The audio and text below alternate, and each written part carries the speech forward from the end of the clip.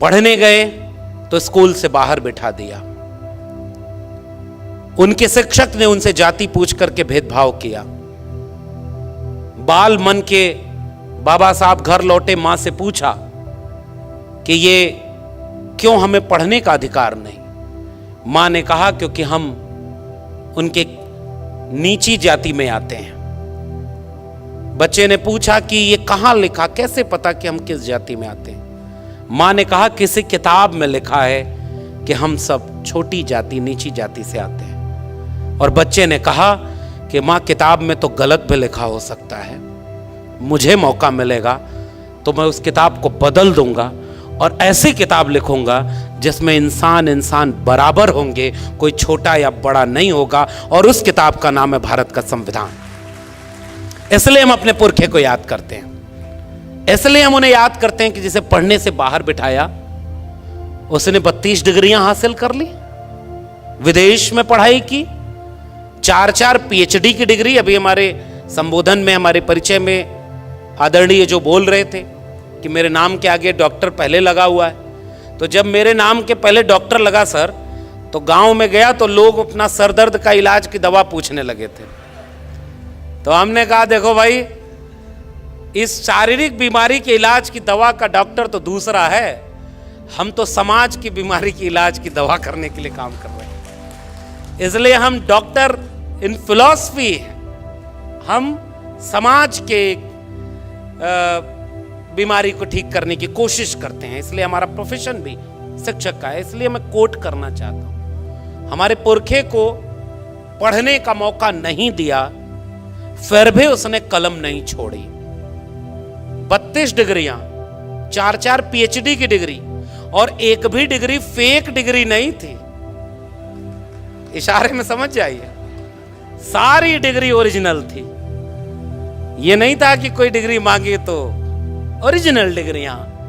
हुनर और काबिलियत ऐसी कि उन्होंने अपने हुनर और काबिलियत से, जब भारत का संविधान बनने की प्रक्रिया शुरू हुई और चुना जा रहा था, तो बहुत सारे लोग ये बात समझते हैं कि एहसान कर दिया किसी ने बाबा साहब डॉक्टर भीमराव अंबेडकर को संविधान की प्रारूप समिति का अध्यक्ष बनाकर। मगर हकीकत यह है कि उस वक्त पूरे मुल्क में उनसे ज्यादा काबिल और हुनरमंद दूसरा कोई था ही नहीं जो संविधान सभा की प्रारूप समिति का अध्यक्ष बनाया जा सके। उतने पढ़े लिखे, उतने हुनरमंद थे। मैं गया हूं उस जगह, गुजरात के सयाजी बाग बड़ोदरा में, पुराने लोग जानते होंगे। बाबा साहब लौट कर आए तो नौकरी करने गए, और नौकरी भी ऑफिसर रैंक के थे, पढ़कर आए थे। अपनी काबिलियत से वो नौकरी जिसका वादा था वो करने गए, चपरासी फाइल फेंक कर दिया करता था, पीने का पानी अलग, और अपमान इतना, जलालत इतनी, रहने का घर नहीं दिया जाति देखकर।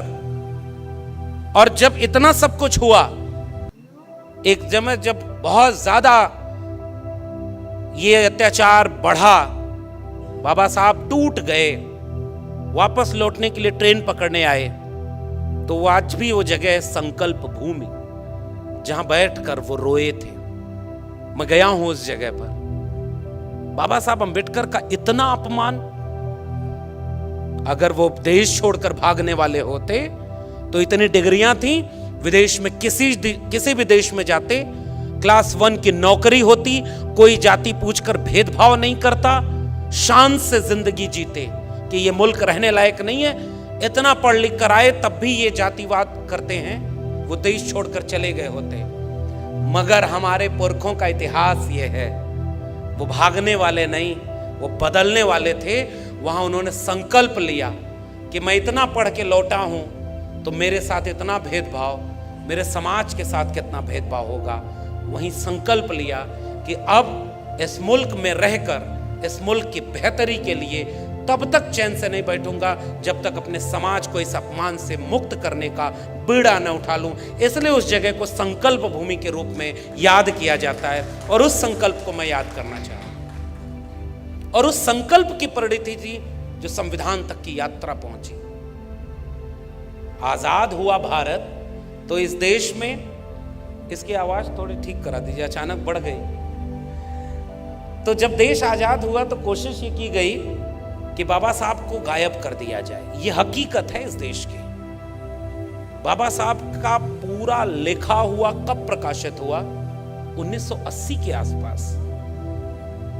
जिसका आजादी में पूरा योगदान भी न हो, जिसके दिल में धर्म ज्यादा बड़ा अहमियत रखता हो, जिन लोगों ने इस देश में यह लिखा है, महाराष्ट्र के लोगों आपकी भाषा में, आप ही के बीच के लोग थे, जिन लोगों ने यह लिखा कि ये कुंभी किसान तेली कुम्हार संसद में बैठकर क्या करेंगे, उन लोगों को तो इस देश में पढ़ाया गया कि वो आजादी की लड़ाई के दीवाने थे, वो राष्ट्रभक्त थे। जिनके दिल में धर्म ज्यादा बड़ा था वो भी देशभक्त पढ़ाए गए, और जिन्होंने इस मुल्क की कुर्बानी के लिए क्या क्या नहीं सहा, उनकी किताबें नहीं छपी गई। बाबा साहब को भारत रत्न कब मिला? 1990 में आकर मिला। संयुक्त मोर्चा की सरकार, विश्वनाथ प्रताप सिंह की सरकार, मानवर कांशीराम का आंदोलन और उस सब की प्रेरित में बाबा साहब को भारत रत्न देने में इस देश की आजादी के 40 साल गुजर गए, मगर उन्हें पता ही नहीं था। आपके भारत रत्न के मोहताज नहीं थे डॉक्टर अंबेडकर। वो अपने हुनर और अपनी काबिलियत से भारत रत्न ही नहीं, विश्व रत्न बन चुके थे। बस वक्त था लोगों को पहचानने का। तो इस तरह का इतिहास इस देश का है, और हम जानते हैं। हमारे हाथ में कलम और किताब आई तो हमने पढ़ा है अपना इतिहास। क्यों डॉक्टर अंबेडकर का पूरा प्रकाशन 40 साल लग गए प्रकाशित होने में? उनके 14 अप्रैल को राष्ट्रीय अवकाश घोषित कब हुआ? 1990 में। उनको भारत रत्न कब मिला? 1990 में। और लंबे समय तक जब अंबेडकर को मिटा नहीं पाए तो कोशिश में लग गए कि उन्हें केवल दलितों का नेता बता दिया जाए, गोया डॉक्टर अंबेडकर का ओबीसी की मुक्ति में कोई योगदान ना हो।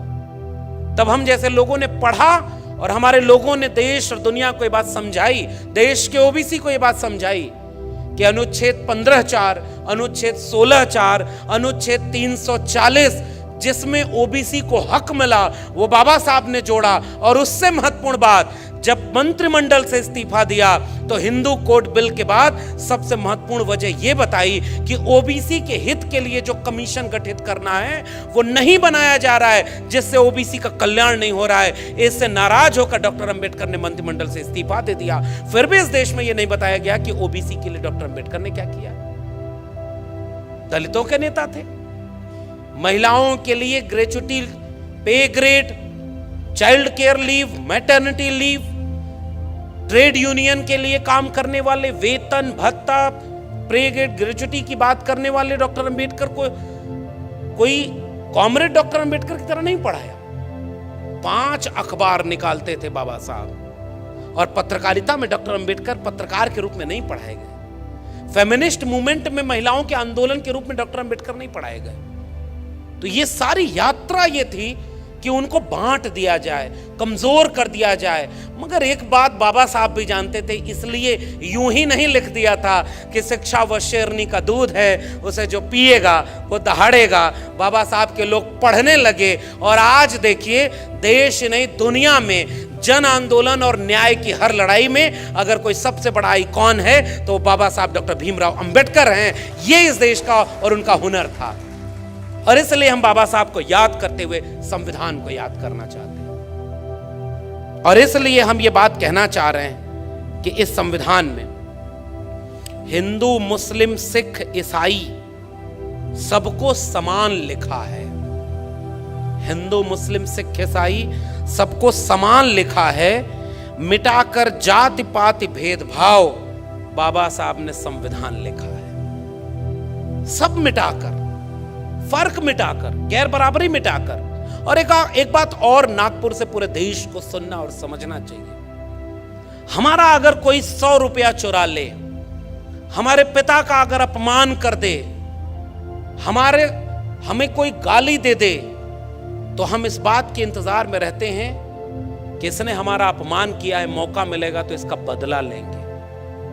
और बाबा साहब की कलम को मौका मिला था कि हजारों साल से जिनके पुरखों का अपमान किया गया, इंसान ही नहीं समझा गया, बाबा साहब के पास कलम में वो मौका था कि तुमने 2000 साल तक हमको अछूत बनाया, अब कम से कम 200 साल तक तुम्हें हम अछूत बनाएंगे, क्योंकि हमारे हाथ में कलम है। मगर बाबा साहब डॉक्टर अंबेडकर, उन्होंने अपने पुरखों के होने वाले अपमान का बदला नहीं लिया।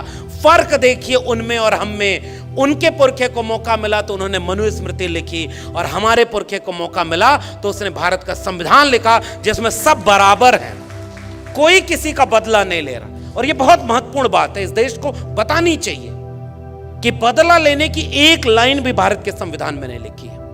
और ये जो प्रस्तावना है, इस प्रस्तावना में भी केंद्र में है तो न्याय का मूल्य है, समता का मूल्य है। और बाबा साहब इसलिए बाबा साहब बन पाए क्योंकि उन्होंने अपने जीवन में 3 गुरु बनाए थे। पहले गुरु तथागत बुद्ध, दूसरे गुरु महात्मा कबीर, और तीसरे गुरु महात्मा ज्योतिराव गोविंदराव फूले। और मैं आज कभी खड़ा होता हूं आज के वक्त में, तो मुझे लगता है कई बार सबको याद करने की बजाय अगर हम अंबेडकर को अपना गुरु बना लें तो हम अपने आप उस पूरी विरासत से जुड़ जाएंगे जिससे डॉक्टर अंबेडकर जुड़े हुए थे। इसलिए हमारा भी कोई राजनीतिक सामाजिक गुरु है तो बाबा साहब डॉक्टर भीमराव अंबेडकर जैसे हैं। तथागत बुद्ध को से मिले नहीं थे डॉक्टर अंबेडकर। महात्मा कबीर 2000 साल पहले तथागत बुद्ध, लगभग 700-800 साल पहले कबीर हुए। मुँह को कहां ढूंढे रे बंदे, मैं तो तेरे पास में। ना मैं मंदिर, ना मैं मस्जिद, ना काबे कैलाश में, ना मैं जप में, ना मैं तप में, ना मैं व्रत उपवास में। खोजी हुए तो तुरते मिले हो पल भर की तलाश में। कहें कबीर सुनो भाई साधो, मैं तो हूं विश्वास में। उस पुरखे को मिले नहीं थे बाबा साहब, लेकिन उन्हें अपना गुरु बनाया था।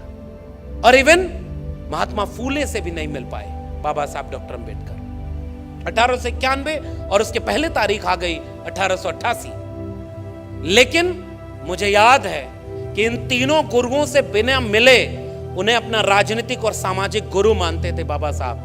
हम अपना सामाजिक और राजनीतिक गुरु बाबा साहब को मानते हैं। इसलिए इस बात को हम कहना चाहते हैं। और आप यहां से देखिए कि संविधान निर्माण की प्रस्तावना में एक बेहद दिलचस्प काम हुआ। उस दिलचस्प काम को मैं यहां से याद करना चाहता हूं, क्योंकि बहुत सम्मानित मंच है, बहुत वैचारिक मंच है। मैं 2-3 नाम पढ़ रहा हूं। संविधान बनने की प्रक्रिया शुरू हुई है। देखिए, संविधान की प्रस्तावना की शुरुआत कहां से की जाए, पहला शब्द क्या हो, इसको लेकर डिबेट शुरू हुई है संविधान सभा में। एक शख्स हैं जिसका नाम है HV कामत। इन्होंने सुझाव दिया कि भारत के संविधान की शुरुआत, यानी प्रस्तावना की शुरुआत ईश्वर के नाम पर हम भारत के लोग से होनी चाहिए। यानी सबसे पहला नाम होना चाहिए ईश्वर। दूसरे शख्स हैं संविधान सभा में गोविंद मालवीय। गोविंद मालवीय ने एक संशोधन पेश किया और उस संशोधन प्रस्ताव में लिखा कि परमेश्वर सर्वोच्च प्राणी और ब्रह्मांड के भगवान की दया से भारत का संविधान शुरू होना चाहिए। अगले शख्स का नाम है कोई समथिंग सक्सेना। उन्होंने कहा कि प्रस्तावना में भगवान और गांधी का नाम शामिल होना चाहिए और इसके खिलाफ तर्कों पर विचार किया, जिसमें उन्होंने कहा कि भाई आयरिश संविधान वो अपने शहीदों की याद से और भगवान की स्तुति से शुरू होता है। दुनिया के कई संविधान से शुरू होते हैं। अगले शख्स है गोविंद मालवीय। उनका दृष्टिकोण था कि मैं एक विभाजन चाहता हूं, क्योंकि मुझे लगता है कि हम इस देश और इसके लोगों के साथ अन्याय कर रहे हैं और मैं जानना चाहता हूं कि इस विषय पर कौन क्या सोचता है। यह आरोप लगाने वाले तरीके से जो दक्षिणपंथी हिंदू विचार था कि कौन इस बात में सहमत है कि संविधान भगवान के नाम से शुरू होना चाहिए या नहीं होना चाहिए। बाबा साहब डॉक्टर अंबेडकर ने कहा कि तमाम लोगों के सुझाव आए हैं, इस पर वोटिंग होनी चाहिए। कुछ लोगों ने कहा कि नहीं, भगवान के नाम पर वोटिंग कैसे होगी, तो हाथ उठवाए गए। और यहां से इस देश के नागरिकों को एक बात समझनी होगी, उस हाथ उठवाने में कि भारत का संविधान किसी भगवान के नाम से शुरू हो, 41 यानी 41 लोग इसके समर्थन में थे, 68 लोग इसके खिलाफ वोट देते हैं। और उसके बाद बाबा साहब की चतुराई से ये देश का संविधान किसी भी और नाम के संबोधन से नहीं शुरू हुआ। इसका पहला लफ्ज है हम भारत के लोग, यानी we the people of India, और इससे इस देश का संविधान शुरू होता है। और ये कोई सामान्य बात नहीं है। बाबा साहब अंबेडकर ने बहुत सोच विचार कर और उनके राय से कन्विंस लोगों ने हम भारत के लोग को सबसे बड़ा माना। और इसलिए मेरी नजर में ये जो हम भारत के लोग हैं, यही भारत है, यही देश है। किसी भूगोल के नक्शे पर खींच दी गई लकीर के बीच में आने वाले जमीन के टुकड़े से देश नहीं बनता है। देश वहां के लोगों से बनता है, वहां के नागरिकों से बनता है। और यह बात संविधान सभा के समझदार लोग समझते थे। इसलिए उन्होंने इस प्रस्तावना की शुरुआत की है, we the people of India, हम भारत के लोग। और जैसे ही हम भारत के लोग हैं तो तमाम भेद तो यूं ही मिट गए, कौन बड़ा कौन छोटा।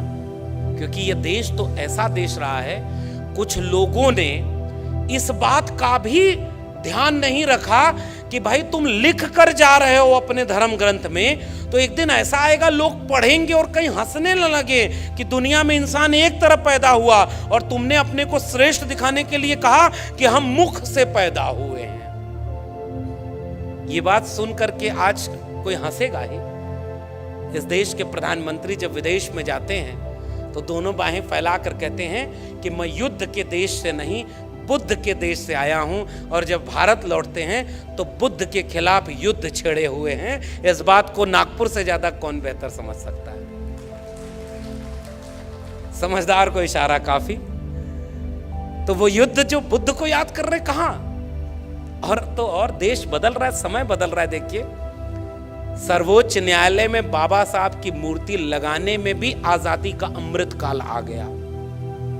75 साल लग गए कि बाबा साहब की मूर्ति वहां पर लगाई जाए, लेकिन वो एक ऐतिहासिक दिन था। आज उस देश में न्याय की सबसे बड़ी संस्था, जिसमें मनु को सबसे बड़ा न्यायाधीश माना था लोगों ने, उसके सीने पर चढ़कर एक बैरिस्टर बाबा साहब अंबेडकर की तस्वीर सर्वोच्च न्यायालय के सामने खड़ी है, जो रात के अंधेरे में भी डराएगी अगर किसी ने अन्याय की कोशिश की भी तो। इसलिए इन तस्वीरों और इन मूर्तियों की अहमियत होती है। हमारा खौफ उनसे पूछो जो हमारे पुरखों की मूर्तियों से भी डर जाते हैं। आज तक इस दुनिया में सबसे ज्यादा मूर्ति बनी तो तथागत बुद्ध की, और सबसे ज्यादा मूर्ति तोड़ी गई तो बाबा साहब अंबेडकर की। ये इस देश की सच्चाई है। और इसलिए हम we the people of India पर बात करने आए। उन्होंने क्या कुछ नहीं सहा था, फिर भी आप देखिए कि सबकी मुक्ति और आजादी की लड़ाई की, आजादी के लिए इस संविधान में सब कुछ लिख दिया।